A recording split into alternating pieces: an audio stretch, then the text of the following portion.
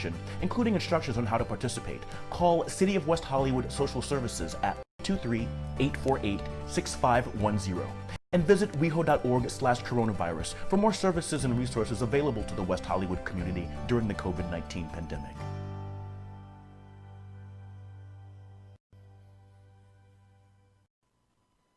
Rental assistance is available for residents of the City of West Hollywood during the COVID-19 crisis, effective March 16, 2020. There is a temporary moratorium on evictions in West Hollywood for non-payment of rent resulting from financial impact due to COVID-19. You must notify your landlord in writing of an inability to pay due to COVID-19 and provide documentation within 30 days of rent due date. Missed rents are to be paid within 12 months of the end of the emergency, unless extended by City Council. Visit weho.org/coronavirus for easy links to resources, information, and relief. Text your zip code to 888-777 for text alerts. And follow @WeHoCity on social media and turn those notifications on for up-to-the-minute updates. Hello, WeHo. It's Eddie Robinson from WeHo TV News.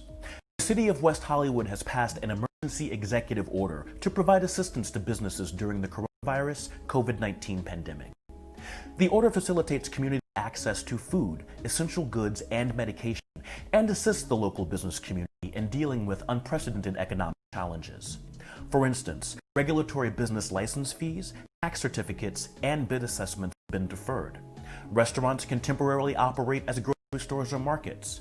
Existing restaurants within hotels can provide to-go meals to non-guests, and businesses can use temporary banners to advertise to-go food operations, waiving location requirements. The city has prepared a business toolkit that includes real-time policy changes and assistance information for local businesses and workers. Download the toolkit at weho.org/coronavirus and let's stay WeHo strong.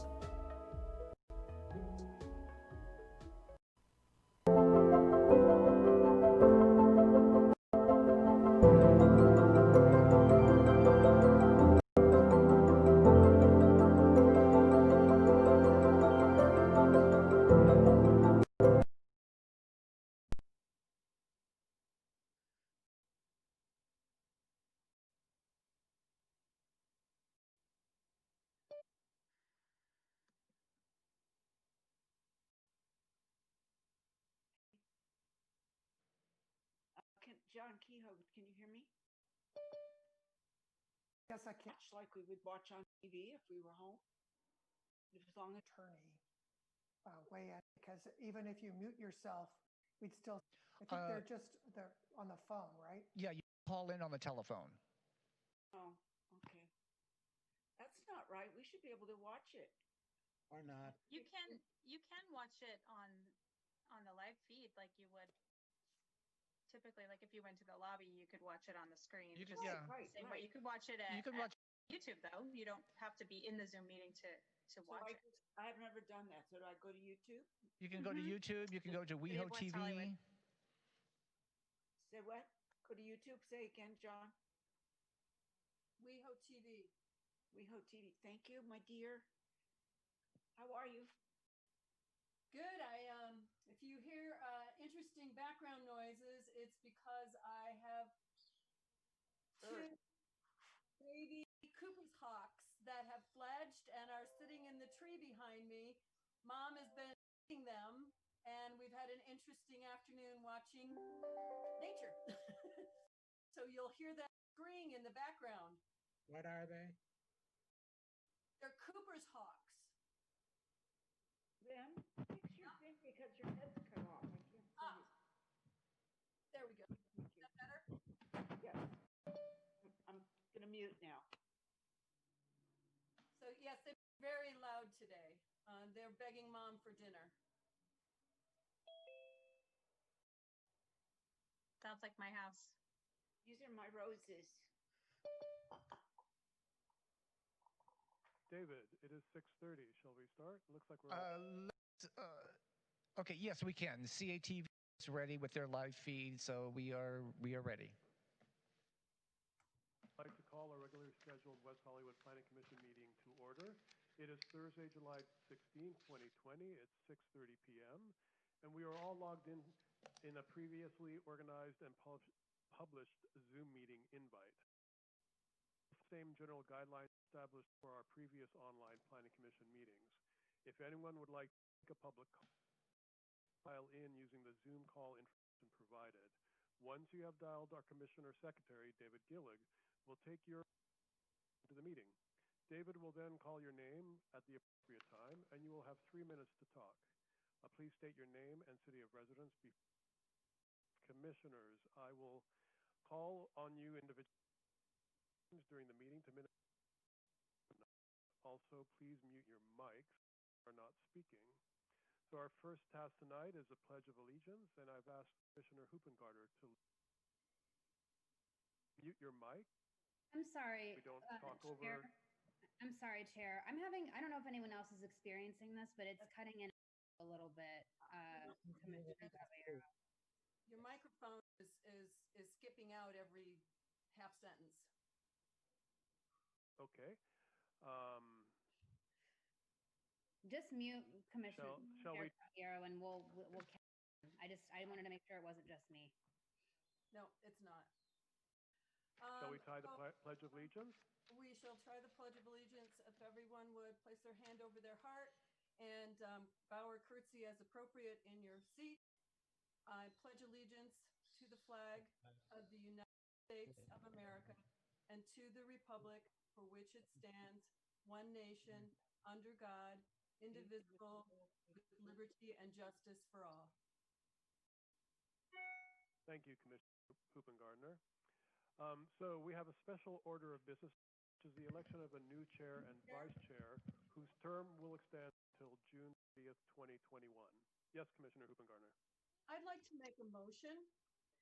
I would like to make a motion to end the current term of our current chair and vice chair for another year.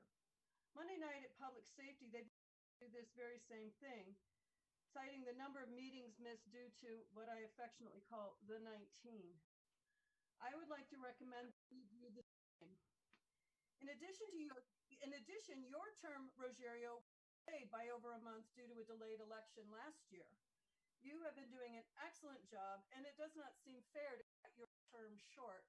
And therefore, I would like to move that my fellow commissioners vote to extend the current term of the current two people in office for an additional year. I would second that. Oh, thank you, Commissioner Hoopengartner. I guess we have a second. Dave, First, vote.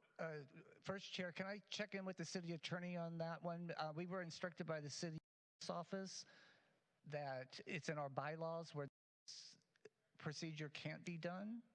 Can you check in on that one? In the absence of that, I would move to renominate Rogerio our chair. Okay, that we can do. Yeah, that's probably a better approach if the bylaws specify the terms. I think that's another way to get to your goal, Commissioner Hoopengartner. I would second that nomination.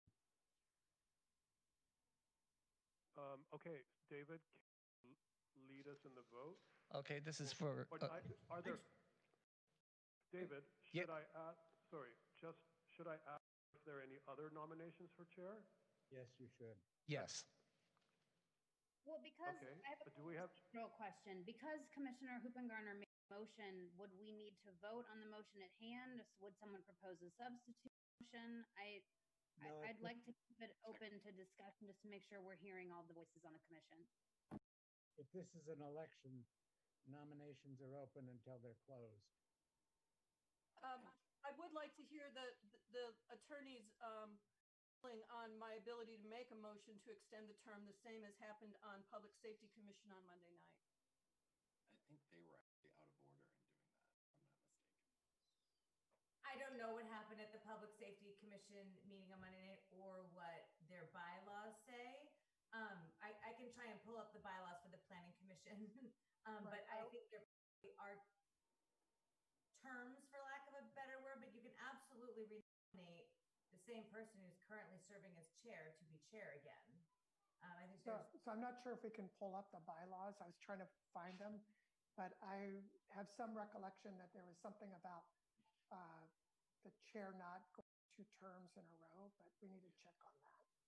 And for devil's argument, we are the only commission exactly, in addition to the city council, that actually has been meeting throughout the whole time of the pandemic.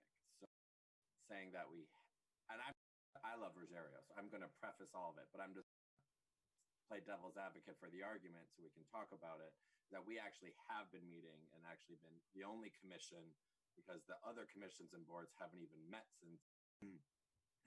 yet, except for last month, transportation met, public safety Monday. So we've actually been meeting since March. So, May I speak? Commissioner Buckner? Yes. Commissioner Buckner, go ahead. I think that this situation is unusual because of COVID. And I know we've meeting more than any other commission other than council, but many of our meetings were canceled because of COVID. And I think it's a very unusual situation. And frankly, I would have made the same motion because that was my feeling, that I've been thinking about it all day. And I think that it hasn't been really fair for either our chair or vice chair to, haven't had. And I'd like to be able to do that. Why don't we Vice do Chair this? Bass, I didn't did you know have a this. comment? I didn't know this issue was coming up tonight. Why don't I try and find the planning commission bylaws? I have them handy at the moment. You can move on to approval of the agenda, approval of the minutes, public comment, and then we'll try and confirm what the bylaws say about the terms and come back to this item. Vice Chair Bass, you had a comment? Yeah, And I then pulled out. Commissioner Jones. I pulled out my commissioner's handbook that I received upon taking office, and the bylaws say the term of office of the chair and vice chair shall be 1 year. A commissioner shall not serve more than one consecutive term as chair. Nothing shall prevent the commission from removing and replacing the chair or vice chair at any time during their respective terms, provided that the item is properly on the agenda of the meeting. If extenuating circumstances, the chair or vice chair serves less than 9 months, they shall be eligible to be nominated and reelected to serve a consecutive term of 1 year at the annual election in July. So I guess the question is the council, because you were, the election was not until at least August of last year or September. It was September, if I recall.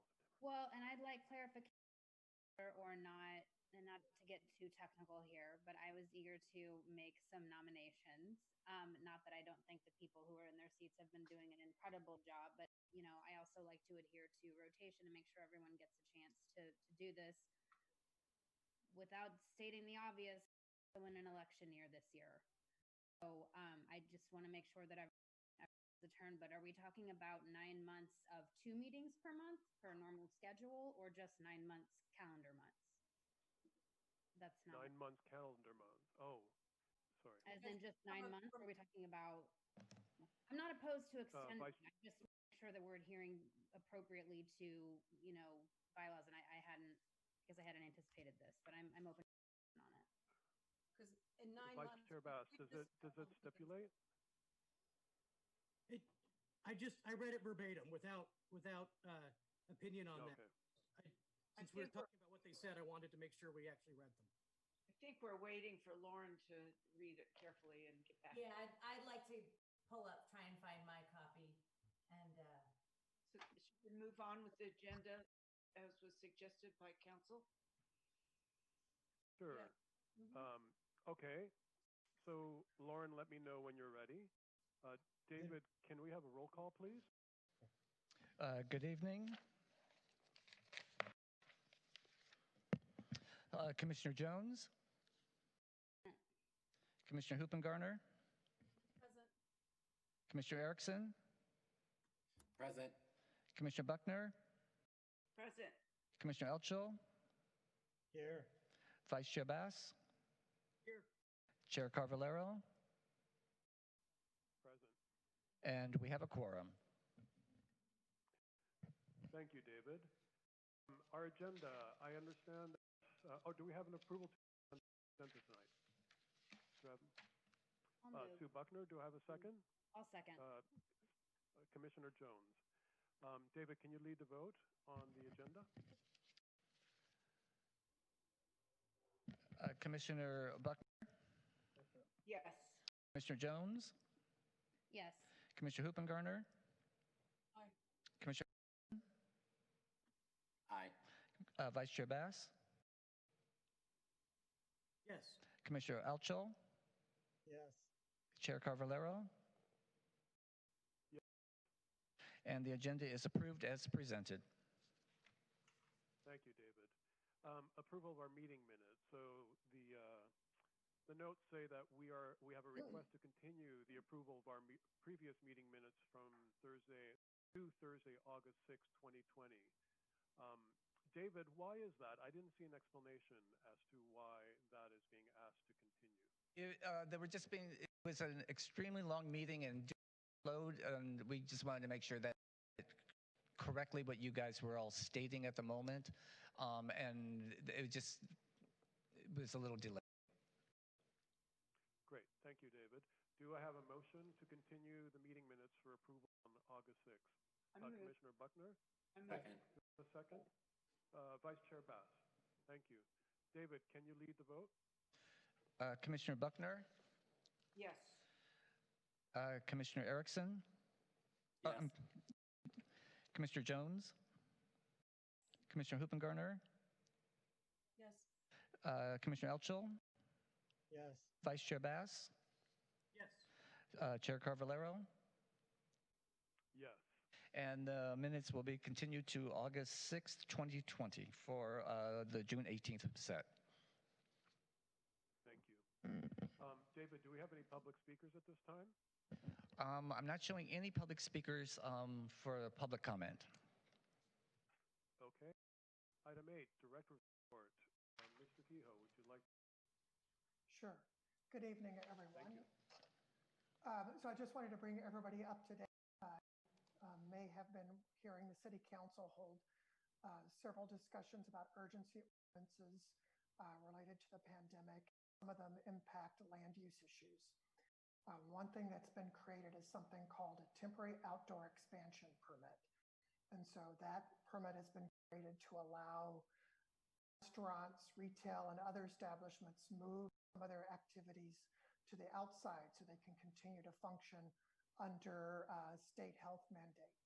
Hey, so we've can't get the hold of planning you? department, the building division, It can't get and hold of you? engineering have been rapidly and under a yeah, lot of what? pressure to get out as many TOEPs for restaurants as over there? possible. So I believe Yeah, I we've think issued over 25, maybe close to 30 permits that would allow we're restaurants fine. to expand outside Okay, because onto he just texted me sidewalks, that parking lots, he needed you. and in some cases into parking lots in the public street. We will soon be seeing gyms moving into private parking lots and other retail establishments moving into other areas as well. So I just wanted to make sure the Planning Commission was aware of this work that's going on to try to help our community combat the economic Be fine. related to the pandemic. Yeah. So Or I here, wanna just take thank my building and engineering staff in all their efforts. Normally, when we do outdoor dining permits, it might take months to go through that, and is now working on those things in a period of 72 hours. I to don't try think to so. rapidly turn those around to allow the business to open. Also, on another little bit of good note, we're starting to have applications for restaurants and alcohols just on a traditional, the old-fashioned sense. And I actually held my first Zoom director's hearing this week and approved beer and wine permit for a new restaurant that's going to go in at 8461 Melrose. And then I also wanted to update the commission that the zone text amendment that the commission looked at their last meeting is scheduled for city council. So that was on the dwelling unit lease term. So that will be on the city council agenda on July 20th. And that's my update for today. Thank you, Mr. Kehoe. Do I have any questions? Commissioner? Yeah, thank you. Thank you, Director Kehoe. There's kind of a question that I wanted to kind of put into the public record as concerns the ZTA item for council on Monday. I saw the agenda packet had been posted, and in reviewing it, saw that the CUP we voted on at our last meeting actually wasn't included in the council materials. And I guess there's a couple of things that I want to, and I imagine that Lauren would also maybe need to weigh in on this. I certainly don't want to put you on the spot, but this is a contentious decision. I think I can say that fairly. The Corman AKA decision has been hugely contentious in our community. The way that we found out about it was less than ideal. Your interpretation was issued, and I guess coming out of our last, I'm certainly clear what we voted on and what the role of our discretion was, but given that the permit item, which was item 10B on our last meeting agenda, that it going forward was contingent upon approval of 10A, which was the ZTA, I guess I was surprised to see that it wasn't included in the council agenda packet for the next meeting, especially just given the circumstances of our decision. I mean, we're not privy to any of the litigation. We're not privy to any of the closed session hearings. And I guess it just felt strange to me, like maybe I'd like to understand more about why it wasn't included in council's packet, for one, because I felt certain, even if for whatever reason, I guess I'd love to just hear from the other commissioners. We can do this during comments or if other people also thought that it would be going before council, because certainly you kind of can't look at one without looking at the other. So that's part one. But part two, I guess I'm a little bit confused, and I don't want to make assumptions about process, and there may be other things like legally that I'm not privy to or that I don't know about. But I guess if the CTA is something that has to go forward to council, is there a reason why we wouldn't have heard that first, voted on it, moved it to council, and then brought the permit item, the 10B item, back before us if the ZTA moved forward? Something about the order in which these are being heard and the fact that it doesn't like council is going to be reviewing the permit item makes me feel very not good about this. And again, I don't want to make presumptions about the process, but that part feels a little rampy to me. Like, council's not going to see the permit item now. If they approve the ZTA, the permit item will automatically go through. And I think in seeing that, there were just some things that didn't sit right with me, and I wanted to state that for the record. I also would, I guess, it's such a weird situation. We haven't had anything like this, at least since I've been on commission, but it has a lot of gravity, and it's a decision that means something, and I want to make sure that it's on record. And I know it's kind of a lot to unpack, but those are my thoughts and questions about that. Sure. Let me to answer that. So it was never intended as far as so if it was presented that the CUP would go to council, then I apologize for that, because it was never the intent that the CUP would automatically go to council. The idea was that this planning commission reviews the zone text amendment, and that's a recommendation that goes to council. CUP is contingent upon the zone text amendment. So if for whatever reason the council were to hold the hearing and then deny the zone text amendment, then the CUP is void. So the CUP only stands if the city council adopts the zone text amendment. So it's still in essence in their hands. If they deny the zone text amendment, the CUP goes away. If they make, and also at the commission meeting, there was a lot of discussion about what happens if the council changes the CUP. Changes the zone text amendment that might impact the CUP. And so we talked about in the planning commission meeting that if the city council changed the zone text in a way that substantially altered the CUP would have to come back to the planning commission because it could no longer comply with the zone text amendment. And so in a sense, you're right. I agree. This is a process we've not done, at least not even in my time period that we've been here. It's not very often that the city has a potential settlement agreement on a process. And so that's also another thing that makes it more complicated. But also, if you think about it, CUP normally does not go to council. So the city council is not normally ever looking at a CUP unless it's appealed. And this provision included an opportunity for members of the public or anybody to appeal the Planning Commission's decision on the CUP. And so there was some time period and no one appealed or that CUP decision. So that possibility was left on the table. No one appealed. And so then the zoning ordinance moved forward to council. And so again, if the council holds the hearing and if they decide they don't want to make these changes and they vote down the zone text amendment, then the CUP also goes because it's contingent upon the zone text amendment. Right, I know it's Lauren, do you want to, do you have anything else you would like to add, Lauren, maybe? No, I think you covered that really well. I also don't want to have a full-blown conversation with all 7 commissioners weighing in on a topic that's not on the agenda, but I absolutely want to answer and respond to the questions, and I think John Kehoe did that very well. If, in addition to that, that the CUP was never planning on going to city council and only the city council would review the ZTA, if you think the full package was not clear in the council report, when the planner gives the report on Monday night, she can certainly mention that there was a companion item. I don't think there was any intention to it's his personal phone. To not make it all clear. It's just that ZTA is the part that the council is going to be reviewing. There was a completely separately noticed, separate hearing item on the CUP. And so because that doesn't go up to the council, it just isn't part of the package. But I think I hear what you're saying, that the full scope of the settlement is clear in the agenda item for Monday night. And so perhaps that could be clarified Monday.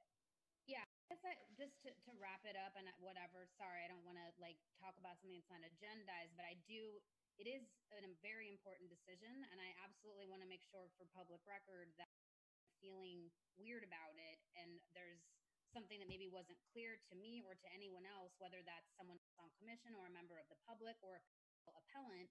Like, I'm on commission and it's confusing to me, then there have to be other people it wasn't clear to either. And of course they had their opportunity to, figure that out. But in my mind, and per my notes, which I've reviewed extensively since council agenda packet was posted, you kind of, one is contingent upon the other. So in my mind, you're not going to look at one without looking at the other. You're not going to consider the ZTA without considering applications, especially in this case, and especially when we have, litigation that's pending. So I just wanted to state that for the record and ask the question. I appreciate it. I certainly no way want to like condemn or implicate anyone. I know it's an extraordinary time and circumstance, both with COVID and this particular case, but it just wasn't clear to me. So I wanted to put that into the record. Thanks. And I too wanted to mention that I have been contacted by several members of the public, John, Alt Kehoe, not Alshel, about this item, because it too, and I had to actually explain what Commissioner Jones just put out there. Not mistaken, this is exactly why Adam Bass, Commissioner Vice Chair Bass, abstained, and I voted no at the last meeting regarding this item, because you can't have one without the other. Not see it on the actual council agenda. And I think the public is very confused,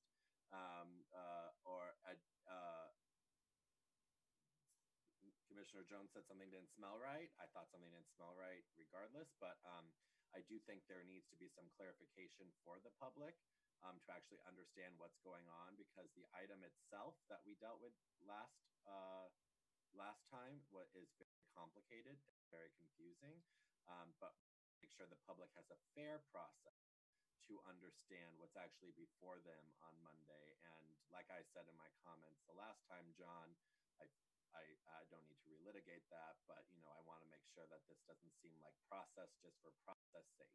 We want to make sure we're having process to involve the public, not just to make it seem like we want to involve the public. So I think if you could make sure who's ever giving that staff report, and I can't remember because 2 weeks ago feels like 3 years ago at this point, want to make sure that they make that very clear for the council, because it is itself, there was a lot of members of the public that spoke, and we want to be respectful of that time. We can certainly do that. John, I had another question regarding your report, regarding what you said with the outdoor dining, but I didn't want to interject in case anyone had another comment on this item for for Director Kehoe. I thought I saw maybe Commissioner Buckner's hand raised, and I didn't want to interrupt.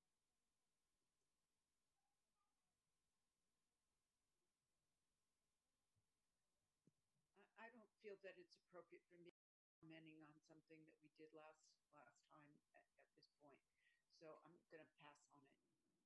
I just think that I want to make sure that council knows that commission had a real tough time dealing with this stuff, and I support. My question for you, John, was regarding. I've been around a lot of businesses, and I think what we're trying to do is incredible. But I am concerned about social distancing and how they're actually. A lot of the outdoor places are being set. Does our code team? We ask our code enforcement officers to do a lot, and they're doing even more so now while trying to maintain safety, both personally, as well as for their families that they go home to. But some of these spaces seem really tight, like really, really tight. And I don't know how certain things are being pulled off. I mean, the magic of a tape measure is great, but I'm concerned that we're overburdening code enforcement staff when we don't have enough of code enforcement staff. And I'm wondering if the city has any plans to increase code enforcement staffing at this time to make sure that we're adhering to all of the business needs, because I know a lot of businesses are calling our second floor at the moment for a lot of issues, because we want to make sure our amazing business community is getting all the tools that they need to stay afloat during this time. Sure. So one of the things that she gave me the planning staff and building engineering in the public right of way that we're doing is we're looking at the plans to try to make sure we can help the establishments comply with those county health provisions that you're talking about. And so we do require them to submit plans and the that old one, indicate 6 feet between not just the tables, but where the individuals are sitting at the tables. And also if they're going to have the 6-foot tall barriers next to walkways. And so those are kind of the key things that planning staff is looking at. We are, relying on the individual establishment to place them in the locations where they say they will be on the plans. So that is an issue. They'll have to actually follow through with that. And code compliance, because they are going around, and if they see people that are not putting up those 6-foot barriers or tables and chairs are too close, they are working with those establishments to try to move them. So we're doing everything we can to try to help the establishments comply with those health laws, because we don't want those establishments shut down.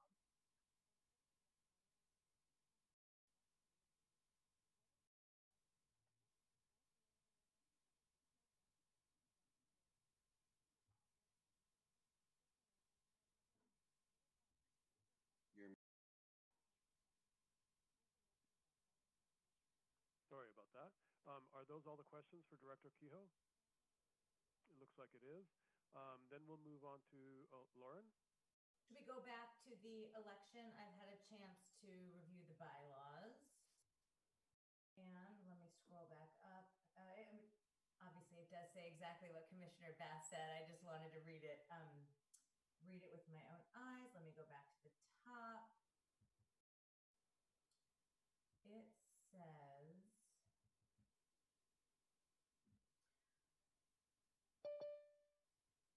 so the term of the office of chair and vice chair is 1 year. Commissioner shall not serve more than 1 consecutive term as chair. And I think the purpose of that is to allow other people to have the opportunity, and for one person to not do it year after year.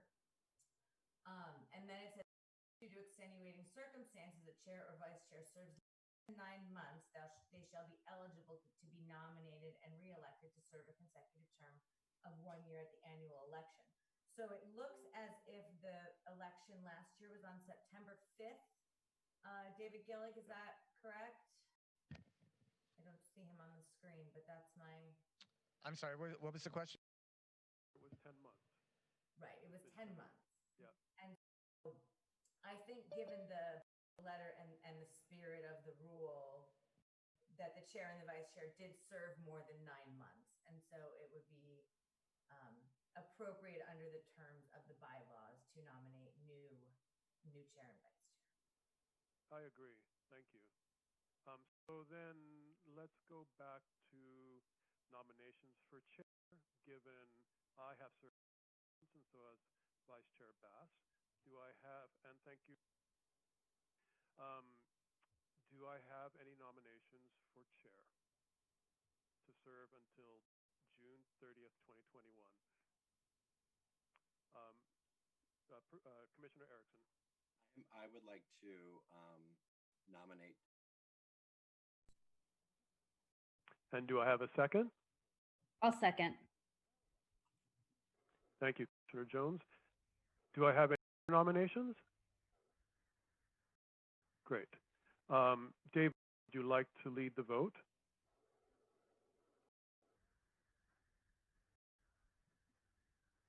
Good. Nominated? Vice Chair Bass has been nominated for chair. Would you like to lead the vote? Thank you. Commissioner Erickson? Yes. Commissioner Jones? Yes. Commissioner Hoopengarner? Yes. Commissioner Buckner? Yes. Commissioner Elchel? Yes. Chair Carvalero? Yes. And Vice Chair Bass? Yes. Congratulations, Chair Bass. That's great. Okay. So now I'd like to have a nomination for Vice Chair to serve until June 30th, 2021. Do I have any nominations? Commissioner Jones. I'd like to nominate Lynn Hoopengarner. Do I have a second? I'll second it. By Commissioner Buckner. David, would you like to lead the vote? Commissioner Jones? I have a question procedurally. Don't we do names and then we vote on the names? We do we don't vote like one by one. I just want to make sure we're adhering to process here. Yes, Thank you, Commissioner Jones. Do I have any other? Do I have any other nominations for Vice Chair? Yeah, I'll nominate myself. Commissioner Erickson.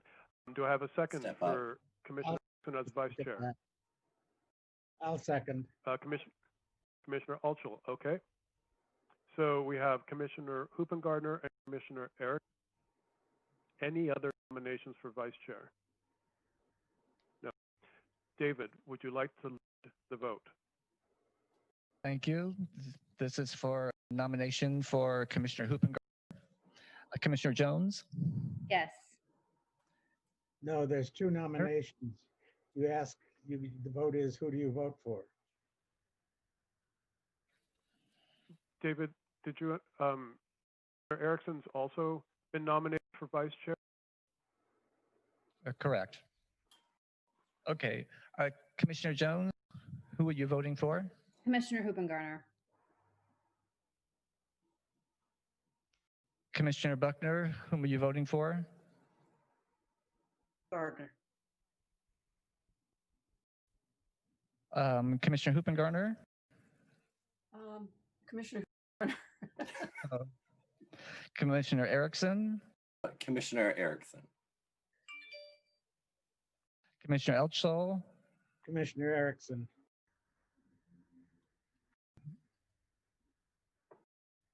Commissioner Carvalero? Commissioner Erickson. And Chair Bass? Commissioner Erickson. Congratulations, Commissioner or Chair Erickson. Okay, so now I will hand it over to Vice Chair Bass. Vice Chair Bass, we left off at item number 9, items for the Commissioner. Thank you, Chair. You've done an incredible job, and I think we've been very lucky to have you transition us into this year, and I appreciate the support of this commission in letting me carry on from you. So thank you. Those are comments. Do any other commissioners have comments? Commissioner Buckner?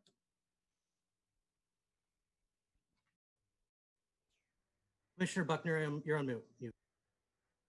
Pressing the wrong place. I wanted to thank Rogerio for his really, really amazing leadership.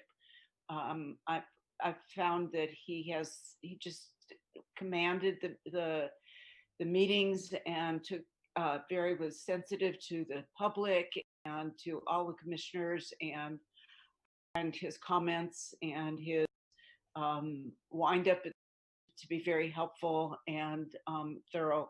So I want to thank you, Rogerio, and what can I say? I look forward to working with you as a commissioner. And I'm doing that now because I'm going to have to recuse myself on the item, so I won't be here at the end on commissioner comments to be able to say that. I want to congratulate our new chair and our new vice chair. I look forward to working with you too.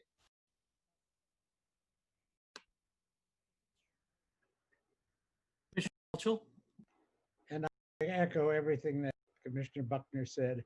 I too will not be after this item because both Commissioner Buckner and I live within 500 feet of the subject of the next hearing. Commissioner Erickson? I want to give accolades to Chair Cavallero. You have stepped into the roles of being a leader when it's the most difficult. When we'll go to a WebEx, which was our first commission meeting, when we all had to talk over the phone, which was quite fun. But then leading us with grace and dignity, and of course, finding the consensus that makes all of us really make sure we're doing the people's business, the city's work, and putting out and making sure that we're here as a great commission. And I've learned so much from you as a person. I admire you. You're someone I look up to so greatly. If I can be 1/100th of any type of leader as you are on this chair, on this commission, I will have done a good job because you are ultimately a North Star that I look to when I think of leaders. And so thank you very much for that. And then congratulations, Chair Bass. I'm looking forward to serving with you. And thank you, fellow commissioners.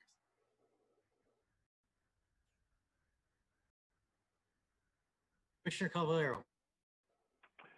Thank you for those kind words. I've studied with the best, Commissioner Jones, and followed Commissioner Guy's been on Planning Commission. This has definitely been a step out of the box for me and an amazing learning experience. I typically like to be the wallflower, and this has made me step into a role that is not comfortable for me, but it's been a really great learning experience as a commissioner. I think it's made me a better commissioner, and I look forward to continuing my involvement with commission and giving comments as I have in the past. Thank you for your support, and I look forward to working with you.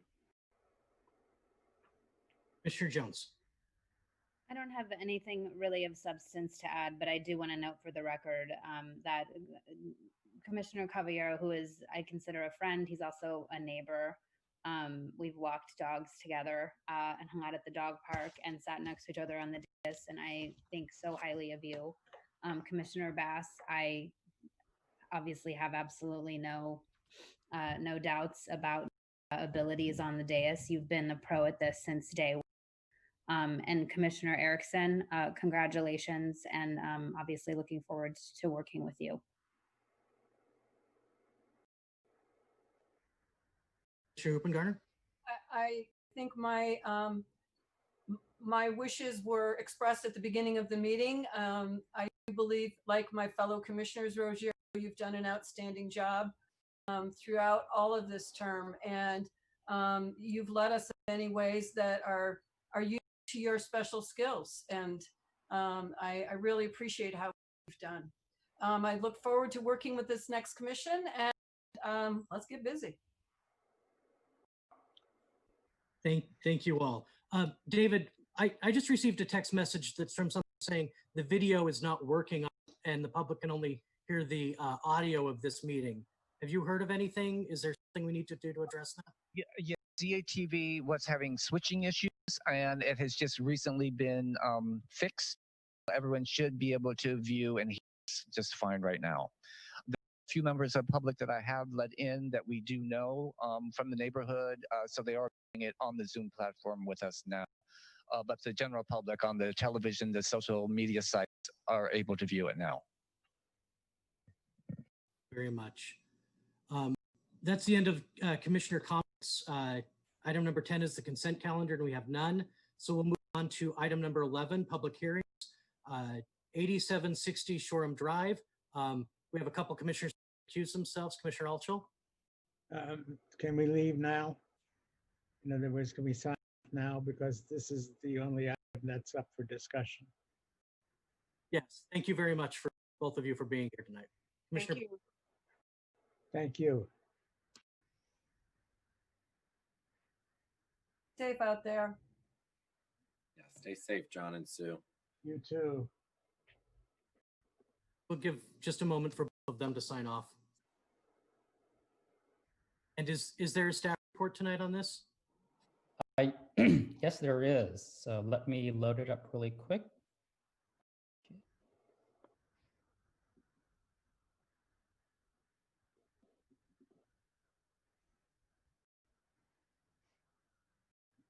Thank you. Sure. Okay.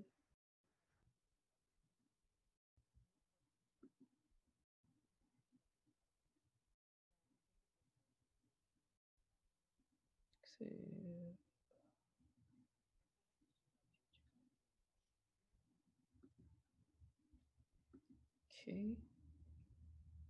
Are you able to see my screen? We are not, or not right now.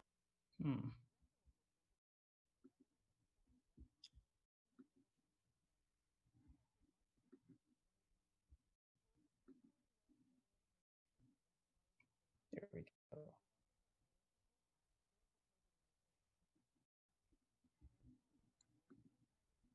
How about now? Yes, we can now. Great, thank you. So good evening, Chair Bass and members of the Commission, Doug Vu of Department Staff. The proposal before you is a request to demolish existing duplex and construct a new 3-story multifamily development containing 11 dwelling units totaling approximately 19,010 square feet over a subterranean garage with 23 parking spaces. The proposal also requests modifications from the zoning ordinance's development standards. The first is to increase the maximum average unit size, and the second is to reduce the length of some of the parking spaces in the basement level garage. The approximately 0.23 acre project site is located just above Sunset Boulevard at the intersection of Shoreham and Sherbourne Drives, which measures approximately 65 feet in width and 130 feet in depth. The parcel has a slope of approximately 14% and drops about 20 feet in elevation from its northeast corner at Shoreham Drive to its southern boundary at Sherbourne Drive. The site is currently improved with a 2-story residential duplex over a basement level garage that was constructed in 1998 and was converted to office use in 1993. According to the applicant, the property has been vacant for approximately 10 years. So the project site and the surrounding properties fronting Shoreham Drive are located in the R4A high density residential zoning district, while the surrounding properties to the south of the proposed project are within the Sunset Specific Combination Zoning District. This residential neighborhood is primarily developed with multifamily buildings of varying heights and architectural styles, with the exception of a 2-story duplex that is located immediately adjacent to the south of the project site, as well as a public parking lot that fronts Santa Monica Boulevard, which you can see right there. The proposed building's 11 dwelling units include 2 studios, 2 one-bedroom units, 5 two-bedroom units, and 2 two-bedroom units with mezzanine that range in size from 591 square feet for the smallest studio to 1,736 square feet for the largest 2-bedroom unit with a mezzanine. Pedestrian access to the building will be through a common lobby entrance on Sherbourne Drive, right there, that will provide stair and elevator access to the residential units. Vehicular access to the 23 parking spaces in the subterranean garage will be through a driveway on Sherborne Drive at the southern perimeter of the property. It's located right about here. So due to the sloping condition of the project from north to south, so this is a section, so north is to your right and south is to your left. The first level of the building above the subterranean parking level is split between a basement north of the internal corridor. So this yellow vertical line right here, that's the internal corridor that I'm talking about. So, so first level of the building above the subterranean parking level, it's split between the basement to the north of this internal corridor, which contains mechanical equipment or storage rooms and bicycle parking. And to the south of the corridor contains 2 dwelling units. The second level of the building includes 4 dwelling units, which is this level right here. And finally, the third level is split into 2 floors north of this corridor, which contains 3 units. And south of the corridor, there is a double height floor that contains the 2 units with the code complying mezzanines that don't exceed 33.3% of the total floor area for the floor in which they are located above. So the project's preliminary green building plan provides 101 green building points, which exceeds the maximum 90 points to qualify as a high achieving green building project. So as an incentive, the applicant has chosen to distribute the otherwise required 1,000 square feet of common open space among the individual private balconies and rooftop patios for an average of 461 square feet of open space per unit. So when the project's application was deemed complete back in March 14, 2018, the zoning ordinance permitted rental apartment projects the option to satisfy the city's affordable housing requirement by providing on-site affordable housing or payment of the in lieu fee, which is determined by the City Council's fee schedule. The applicant has indicated that they would like to pay the in lieu fee instead of providing the affordable units on site. Although the proposed project generally complies with development standards applicable to residential zoning districts and multifamily dwellings, the applicant is requesting 2 modifications to the zoning ordinance to achieve the desired building layout and floor plan configuration.